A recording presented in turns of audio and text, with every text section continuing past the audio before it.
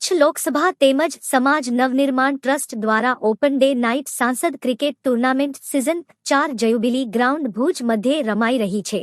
400 Timothy વધુ રમાનાર આ match રોમાંચ અને ઉત્સાહથી ભરપૂર છે અને બહોળી સંખ્યામાં ખેલ દર્શક ઉપસ્થિત રહી ખેલાડીઓને ઉત્સાહ અને આયોજકો વ્યવસ્થાપકોને અભિનંદન આપે છે। ભુજ શહેરના જ્યુબિલી ગ્રાઉન્ડ ખાતે કચ્છ લોકસભા તેમજ સમાજ નવનિર્માણ ટ્રસ્ટ દ્વારા ઓપન ડે નાઇટ સાંસદ ક્રિકેટ ટુર્નામેન્ટ સિઝન 4ના 37મા દિવસે જ્યુબિલી ગ્રાઉન્ડ ખાતે મેચો રમાઈ રહી છે। કચ્છ સાંસદશ્રીએ જણાવ્યું હતું કે ખેલાડીઓ ઉત્સાહભેર ભાગ લઈ રહી છે અને ખેલ રસિકો ઉપસ્થિત રહી તેમને પ્રોત્સાહન આપી રહ્યા છે। દરરોજ જિલ્લાના જનપ્રતિનિધિઓ અધિકારી વર્ગ શુભેચ્છકો પણ મોટી સંખ્યામાં ઉપસ્થિત રહે છે।